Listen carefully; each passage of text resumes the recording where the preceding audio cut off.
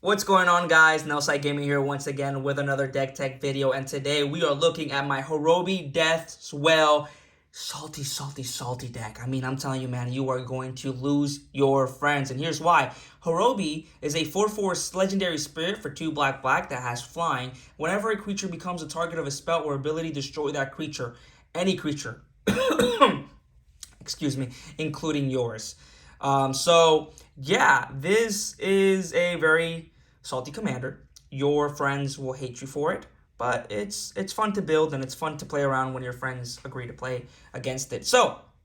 Um, yes, your opponents can target your creatures, and yes, your creatures can die, but we have multiple ways of getting them back so that it doesn't affect us as much as it will affect them, right? Unless you're playing against like some sort of graveyard deck.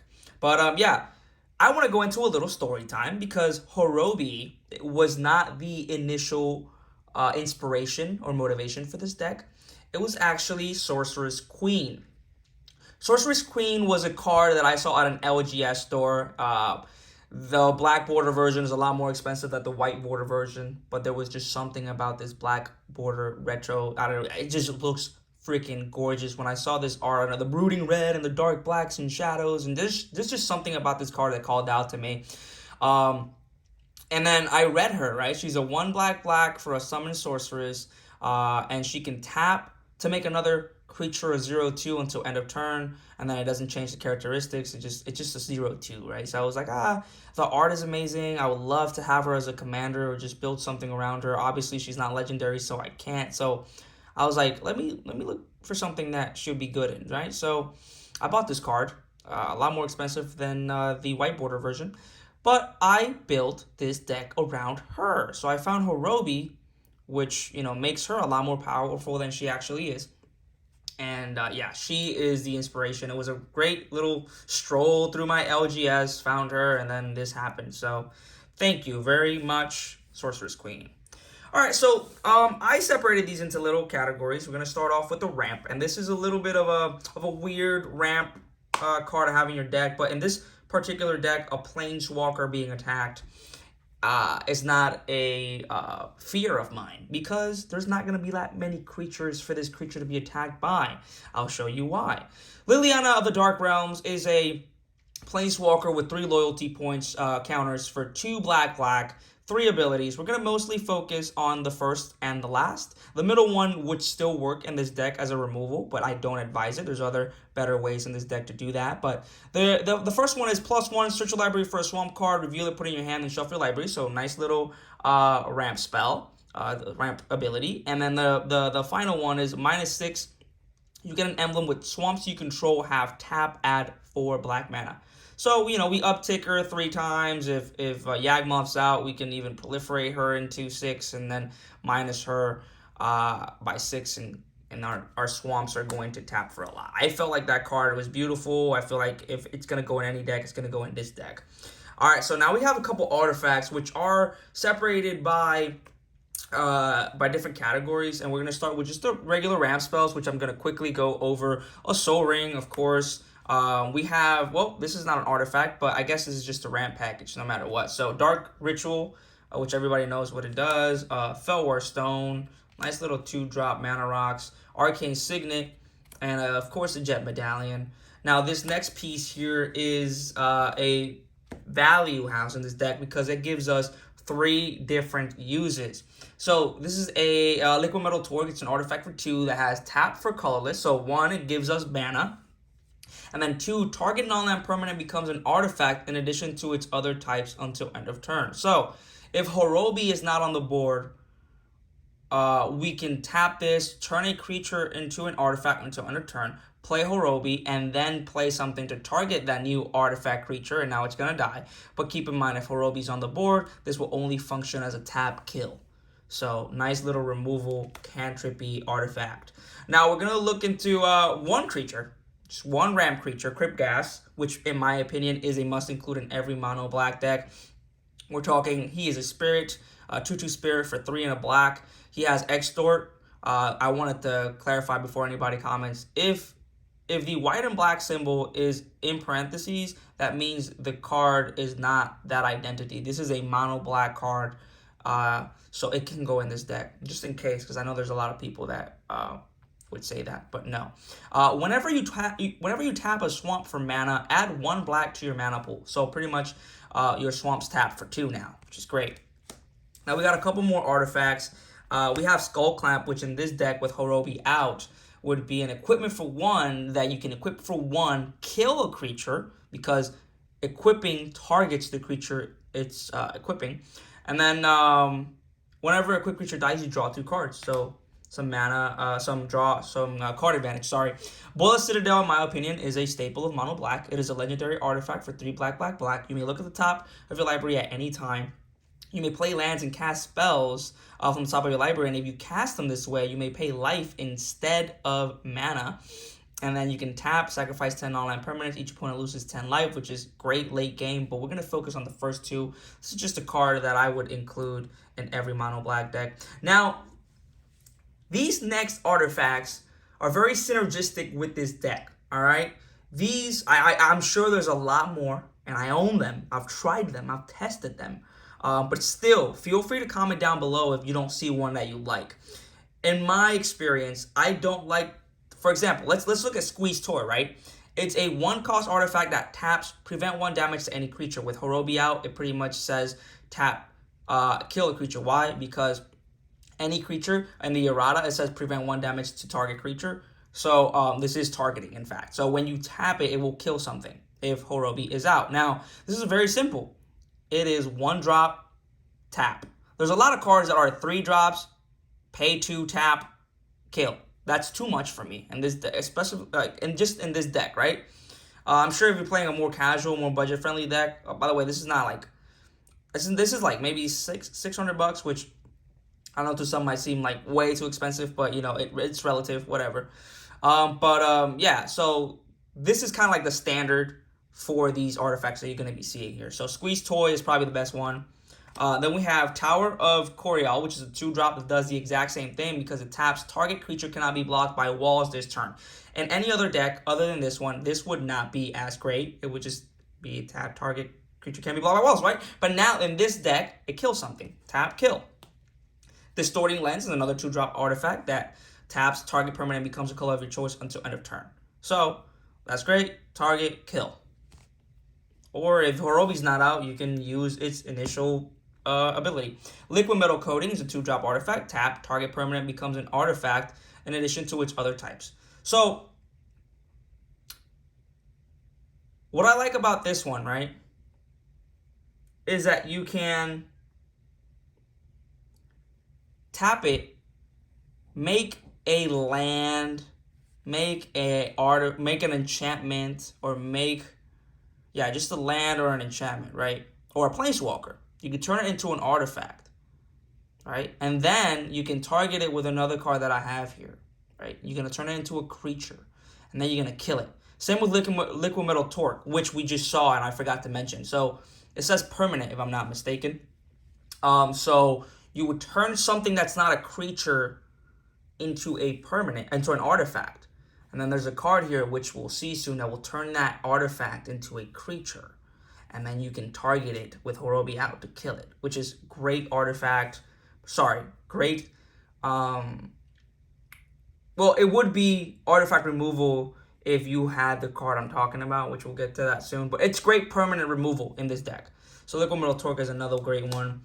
I love Tooth of Kisgoria in the following card because it's an artifact that costs 3, but these two have affinity for artifacts. This spell costs 1 less to play for each artifact you control. In this deck, we're going to have a lot. You may play it anytime you can cast an instant, and you tap it, target creature gets +1/+0 until end of turn. So tap, kill. And it costs, if there's 3 artifacts, these are free spells. Same with this one, Scale of Kisgoria. Does the same thing, but -0, -1. So it's the same card pretty much. Just tap, kill, and it could very easily be a free spell. Now, this next one is very, very interesting, guys. So Nim Deathmantle, like I said, equipments would kill creatures because it's targeting, but this one gets around that. See, it's a 2-drop equipment. It says equipped creature gets +2/+2, has Intimidate, and is a black zombie. Great, we don't care about that until We read the second one. Whenever a non-token creature is put into your graveyard from the battlefield, you may pay 4. If you do, return that card to the battlefield and attach Nim Deathmantle to it. Notice how it says attach, and it does not say that you may equip it.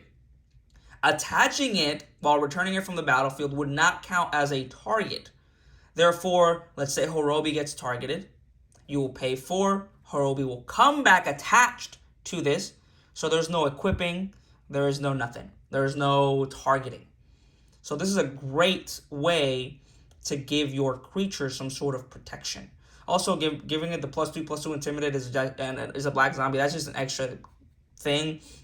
But when this is out, pretty much your creatures stay alive. Well, they'll die, which will make you get die triggers, death triggers, but it'll come back, and they will not die to the attach, which is awesome. Now, here's a little bit more protection. We have Veilstone Amulet, which is a 3-cost artifact for whenever you play a spell, creatures you control can't be the target of spells or abilities your opponents control this turn. So, pretty much giving your instants an extra ability saying, hey, protect your command. So, somebody's going to target your commander? No, they're not. Or anything, because, well, when they cast their spell, you know, you target on resolution. But just in case they wanted to target your stuff, nope, you play an instant, right, and you protect your stuff. Or let's say, yeah, it has to be instants. Because unless, it doesn't have to be instants, actually. Yeah, it doesn't have to be on your turn. You can play anything on your turn. And then for the rest of the turn, they can't target your stuff, which is a great way to protect, you know? I have never used it at sorcery speed. I've always used it with the instants. But yeah, you could, in theory, use it on your main phase. Shadow Spear is now a way to make your opponents lose hexproof, indestructible. It is a 1-drop legendary artifact equipment. We're not going to worry about the first one at all. And then number 1 is permanence. Your opponent controls lose hexproof and indestructible until end of turn. So it's just a way to get around that. Also, I'll take back what I said about not looking at the first part. If Horobi is not out, you could give this to a creature prior to, you know, and you can get that lifelink and trample and that +1, whatever. But do not equip it if Horobi is out or you will kill yourself. Glaring Spotlight will do the same. It's a 1-drop artifact. Creatures your opponents control with hexproof can be the target of spells or abilities you control as though they didn't have hexproof. So obviously Shadow Spear is way better. There's like a budget version of it. The Shadow Spear says permanence. This says creatures. The Shadow Spear says indestructible as well as hexproof. So if they have indestructible, you get around that. And then you have tap 3, pay 3, sacrifice Glaring Spotlight. Creatures you control gain hexproof until end of turn and are unblockable this turn, which is great because this doesn't target your creatures. It just says your creatures have that. So it's great because you can just swing in if that's the way you want to win, which I think it's one of the only ways to win in this deck. All right, so this is one of the MVPs in this deck. All right, Cauldron of Souls is an artifact for 5. You tap it, choose any number of target creatures. Each of those creatures gains persist until end of turn. So if Horobi's out, this is a board wipe. You tap board wipe every turn. Tap board wipe, tap board wipe, tap board wipe. It is annoying as heck. Now if Horobi's not out, it has persist. You can give persist to your creatures. So that would be, let's say Horobi's not out, right? And you have Mikaelus, which we'll see here pretty soon. You can tap this, make it have persist in response to a board wipe, and then they'll all come back with Mikaelus, if that's how you pronounce that guy. Anyways, this is another MVP in this deck. It is an instant called Touch of Darkness for a black. So this is some pretty old text, but feel free to read the errata. It says, changes the color of one or more target creatures to black until end of turn. You choose which and how many creatures are affected. Cost to tap, maintain, or use the ability of target creatures remains entirely unchanged. A lot of extra stuff. But pretty much what this says is target every creature that you want and turn them into black. So this is a cantrip that just lets you kill everything. It's a board wipe. It's a 1-cost board wipe with Horobi out. Oh, one-sided board wipe. Same as Cauldron of Souls. You don't target your stuff, which is crazy. Anyways, we're moving into the creatures, and we're starting off with creatures that have to do with removing, all right? We're going to be removing a lot, guys. I'm telling you, it's a lot of redundancy. So we're going to start by that 1/1 vampire rogue for 1 called Shadow Alley Denizen. Whenever another black creature enters the battlefield under your control, target creature gains Intimidate until end of turn. With Horobi out, that means whenever you play a black creature, you will be killing their creature. Now, Hex Parasite is one of my favorites. It's an artifact, 1/1 insect for 1. It has pay X and fire X in, which is 2 life. Remove up to X counters from target permanent. Right? Let's not even read the rest, because this is what's going to happen. I'm going to pay 0 on that X, and I'm going to pay 2. And we're going to remove 0 counters from target permanent. But it doesn't matter because we're still targeting it. So with Horobi out, this is pay 2 any amount of times you like and kill as many creatures as you can possibly kill with that target. Amazing. All right, here we go. This is the card we're talking about, guys. Karn Silver Golem is a 4/4 legendary artifact creature with 5, right? I love this card. Whenever he attacks or blocks, he gets -4, +4, -4, +4. So he's a great blocker.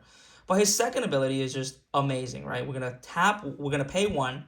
Target non-creature artifact is an artifact creature with power and toughness each equal to its casting cost until end of turn, which is awesome. Why? Because when we turn those permanents into artifacts, now we can pay 1 to turn them into creatures, and now we can target them and destroy them. And on the very first time I played this deck, a friend of mine had played, I think it was a Bola Citadel. And it wasn't a Bola Citadel. It was an enchantment. And I think it was a Black Markets Connection or something like that. And it was just giving him a ton of value. And I just turned that enchantment to an artifact with Liquid Metal Torque or another one of those effects. And then turned that newly turn artifact into a creature and then target it and killed it. And it was so satisfying, guys. But yeah, Karn Silver Golem is an amazing guy because we also have this effect, right? Xenic Poltergeist is a 1 black summon Poltergeist that taps to turn target non-creature artifact into an artifact creature with both power and toughness equal to its casting cost. So it's pretty much the same thing as Karn, but tapping it. So you can only use it once, whereas Karn is repeatable as long as you have the mana to pay for it. All right, so Scuttlemutt is a 3-cost 2/2 Scarecrow artifact creature. Taps to add 1 mana of any color, so a 3-drop mana rock, not too bad, but it does have the second ability of target creature becomes the color of colors of your choice until end of turn. Amazing, I think. Yawgmoth Grand Physician. So this card, sure, it's solid in this deck, but not as much. I'll tell you why in a second. So it's a 2/4 legendary human cleric for 2 black, has protection from humans, which is great. You can pay 1 life, sacrifice another creature, put a -1/-1 counter on up to 1 target creature and draw a card. You can pay 2 black, discard a card, and proliferate. Okay, never mind, I take it back. The reason why I was about this, so we don't have a lot of creatures in this deck, but sacrificing and wasting our reanimation on little creatures isn't really what we want to do. We want to, get the key pieces back. Now, we have to, when we sacrifice another creature, we put a counter on something else. It'll die with Horobi out. You'll draw a card. Okay, and then you can proliferate. You can get those loyalty counters on a planeswalker up, or you can let's say Horobi's not out and you do have the counters on him and you want to proliferate.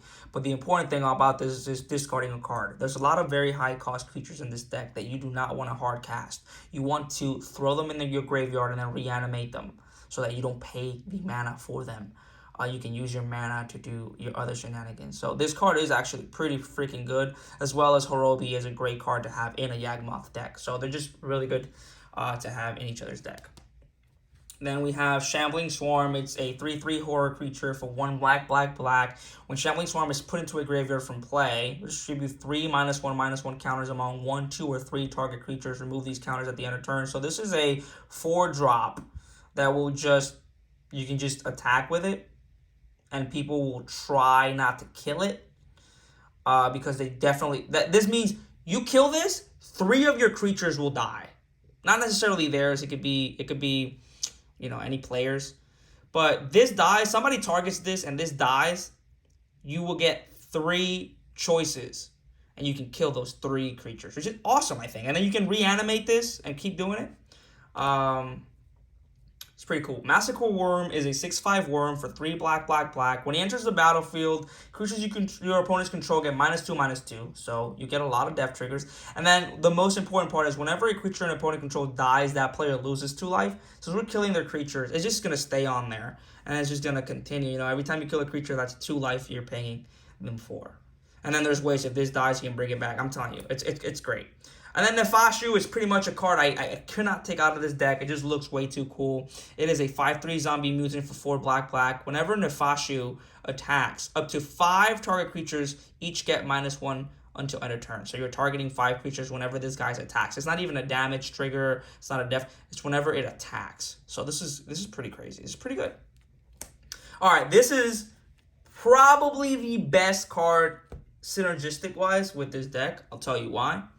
So, Tetsamok Primal Death is a 6/6 legendary elder dinosaur for 4 black that has Death Touch. And you pay a black, you reveal this card from your hand, you put a prey counter on target creature.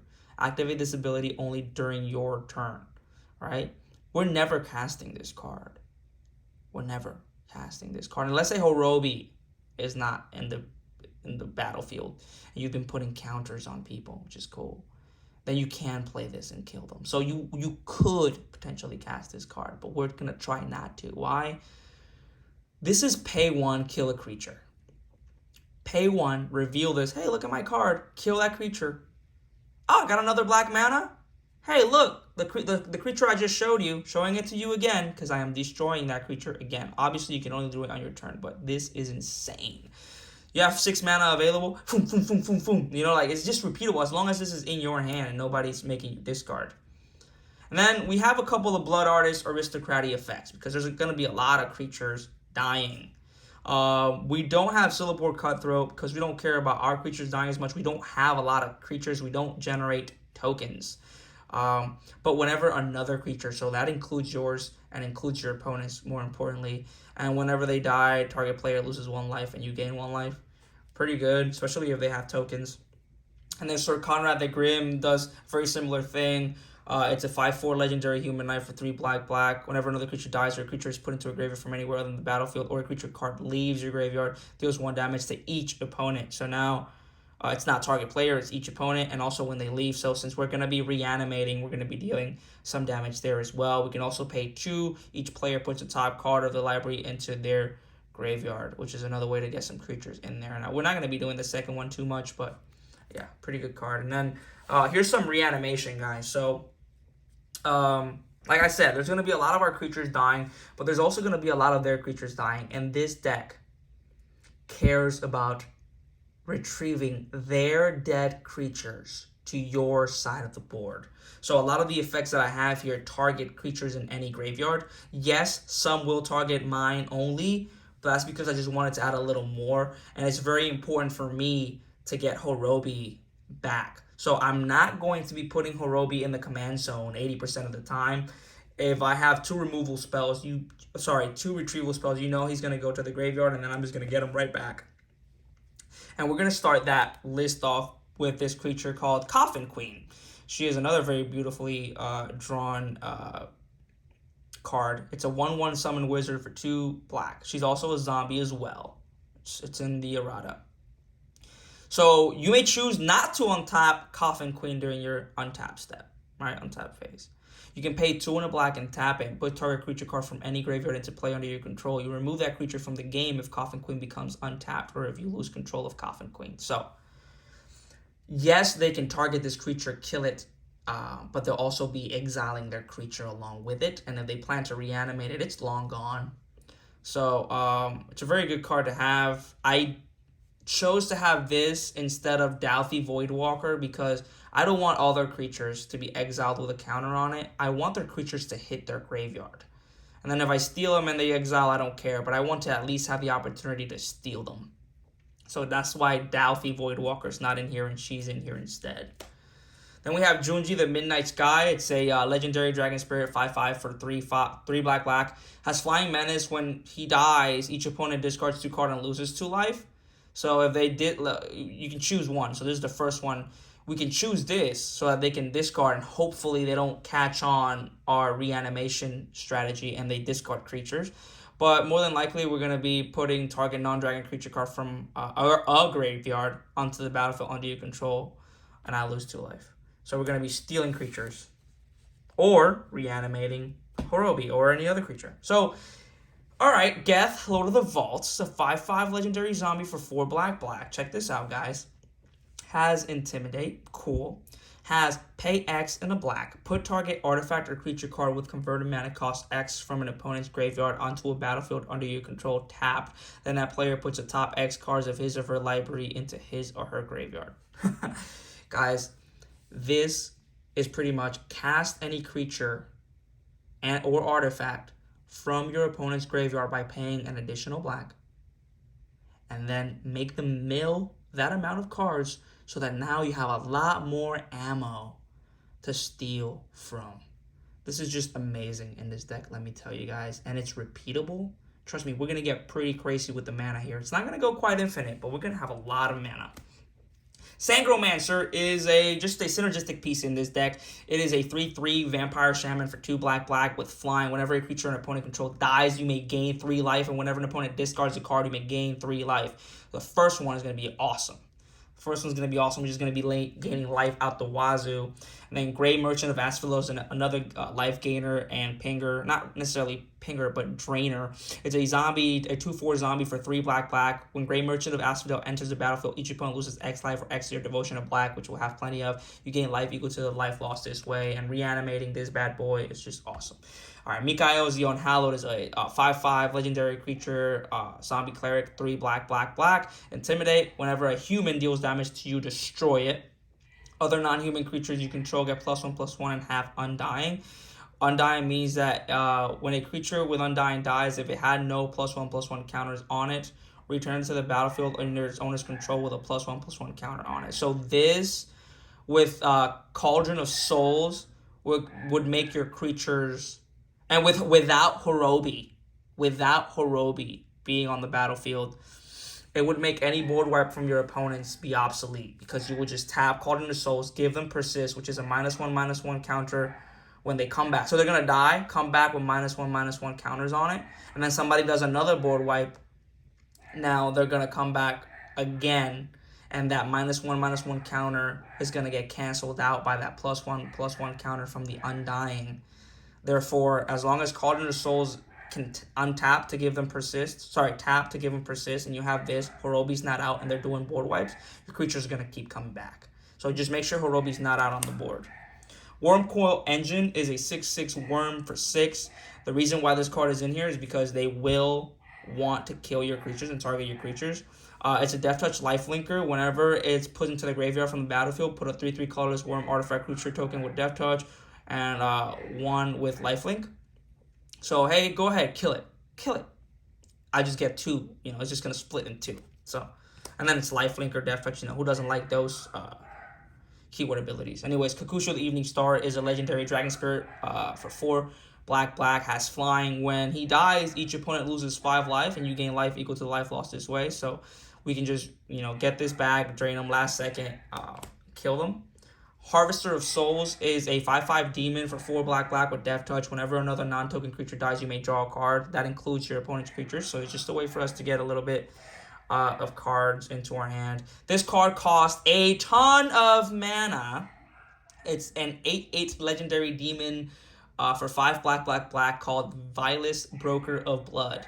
And this guy has flying, pay black, pay 2 life. Target creature gets -1/-1 until end of turn. So you're killing creatures with Horobi out. And whenever you lose life, which you will lose life by paying this 2, you may draw that many cards. So it's just a way for us to draw a ton of cards. Here's some reanimation spells. And I apologize ahead of time. We have a puppy and he's been barking. I don't know if you guys can hear him. I apologize. There's no way for me to make him quiet down. Unfortunately, he's a very, very young puppy. Reanimate. The best reanimation spell in the game is a 1-drop sorcery that says put target creature card from a graveyard onto the battlefield under your control. You lose life equal to its converted mana cost. So just get this guy, throw him in the graveyard, pay 9 life, get him back, lose some more. Who cares about losing life in this game? You know what I'm saying? Phyrexian Reclamation is a way for us to get those cards in our hand. It's not the best reanimation spell in this strategy because we want to use our mana for something else, but it's still pretty good, It is an enchantment for black. Pay 1 on a black, pay 2 life. Return target card from your graveyard to your hand. But it goes pretty well with Vilus. If Vilus is out, you pay the 2 life to return something, and you draw 2 cards. It's not too bad. Dance of the Dead. Awesome reanimation enchantment, you know. You pretty much pay 2, bring a creature back, tap with with +1/+1, not a counter, and treat that creature as though it were just summoned. The creature does not untap during its controller's untap step. Instead, you may pay 2 to untap it, and if this is removed, you bury the creature. So it's just pay 2, get a creature back. Animate Dead, same thing. Take target creature from any graveyard. So once again, Dance of the Dead is any graveyard. Animate Dead is any graveyard.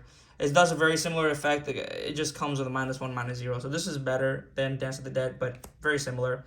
Haunted Crossroads is an enchantment for 2 black. It says pay black, put target creature card from your graveyard on top of your library. The reason why I like this is because Bola Citadel makes you look at the top card and pay it from the top. So you pay 1, bring a creature back. Let's say Horobi dies, all right?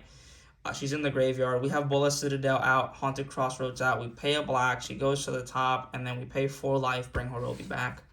Just a little way to retrieve our own stuff. Necromancy is another card. Of course, it's another card. It's another reanimation spell. It's an enchantment for 2 black that lets you get any creature from any graveyard into the battlefield. Dread Return is the only reason this card is here is because I can use it twice. The reason being, it's a sorcery for 2 black. Return target creature card from your graveyard to the battlefield, and then you can sacrifice 3 creatures and flashback it in to do it again. So that's pretty good. Grave Betrayal, big flashy spell. Now I know it costs 7, but you'd be surprised how early we can play this card. It's an enchantment that says whenever a creature you don't control dies, return it to the battlefield under your control with an additional +1/+1 counter on it at the beginning of the next end step. That creature is a black zombie in addition to its other colors and types. So very, very, very cool. Just steal all your creatures. And then last but not least, Rise of the Dark Realms, a sorcery for 7 black. Put all creature cards from all graveyards onto the battlefield under your control. So just pretty much end the game by stealing everything you killed. Liliana, Waker of the Dead's a planeswalker for 2 black. 4 loyalty counters, +1. Each player discards a card. Each opponent who can't loses life. So we want to discard our cards. We want to discard our creatures that we're going to sheep back in, as well as we want them to discard into creatures that we can later steal. -3, target creature gets -X/-X. Doesn't care. I mean, we can use it to remove with Horobi out, but we don't care that much about that one. And then this one, which we'll probably barely get to use, is a -7. You get an emblem with, at the beginning of combat on your turn, put target creature card from your graveyard into the battlefield and it gains haste. So it's very synergistic, but it's very costly. Now, with Yawgmoth out, we can play her, pay 6 mana to proliferate 3 times, and then we can -7 her, and then we'll have that emblem for the rest of the game pretty early on in the game. Probably turn 6. As early as turn 6 with no fast mana, you can do that. Vampiric Tutor, just one of the best tutors, if not the best tutor. Followed by Demonic Tutor, probably the best tutor, actually. Get any card put into your hand. Retribution, there's a couple enchantments here. Retribution of Ancients is pretty much an enchantment that costs 1 black, and then you can pay a black to kill a creature with Horobi out, because you remove X counters from among creatures you control. Target creature gets -X/-X, right? If you have 0 counters, you can just X0 and you can kill them. Still targets them. Black Market Connections, probably one of the best black cards in the game. I'm sorry. This is just freaking sane. It's an enchantment for 2 black. At the beginning of your pre-combat main phase, choose 1 or more. Sell contraband, create a treasure token, you lose 1 life. Buy information, draw a card, you lose 2 life. Hire a mercenary, create a 3/2 colorless shapeshifter creature token with changeling, you lose 3 life. Sure, lose the 6 life, who cares? You're gonna be fine. Necropotence, unless you have this one following it up. Necropotence is an enchantment for black. Skip your draw phase. If you discard a card from your hand, remove that card from the game. You can pay 0, pay 1 life. Let me just sum this up, alright? It's a lot. So you don't draw during your draw phase anymore. Instead, on your end step, you will pay life and you will exile those cards equal to that life that you paid, and then on your end step, you're going to place them in your hand. So it does not count as a draw, but it's pretty much drawing you cards, technically. I mean, not technically, figuratively. Probably one of the best cards in black. Unspeakable Symbol is an enchantment for 1 black. Pay 3 life for the +1/+1 counter on target creature. So if you have your commander out, this is pay 3 life, kill the creature any amount of times as long as you got the life to do it. Dauthi Embrace is an enchantment for 2 black. Pay black. Target creature gains shadow until end of turn. Once again, pay 2, kill something. Revel in Riches is an enchantment for 4 black. Whenever a creature an opponent control dies, you create a treasure token. At the beginning of your upkeep, if you control 10 or more treasures, you win the game. I don't really like winning by that second, but that first one is pretty good to get us ramped up. Black Market is an enchantment. I'm going pretty fast because we're almost into 40 minutes, and I want to shorten this up. Black Market is a 3 black enchantment. Whenever a creature dies, you put a charge counter on it, and then at the beginning of your pre-combat main phase, you add that amount of black mana. Exsanguinate. Now we have all that mana. Where are we gonna put it? Well, we're gonna pay Exsanguinate's X cost. So it's a sorcery for X black. Each opponent loses X life. You gain life equal to the life lost this way. So if you pay 12 into this, let's say you have 3 opponents, you will drain 10, 10, 10, and you will gain 30 life. Now let's go into the mana base. We've got Urborg, which is turning every land into a swamp in addition to its other types, which is a must. Now, Cabal Coffers follows it up. It says tap 2, tap it, add 1 black mana for each swamp you control. So once again, mana Crypt Gas is going to make your swamps tap for an additional. So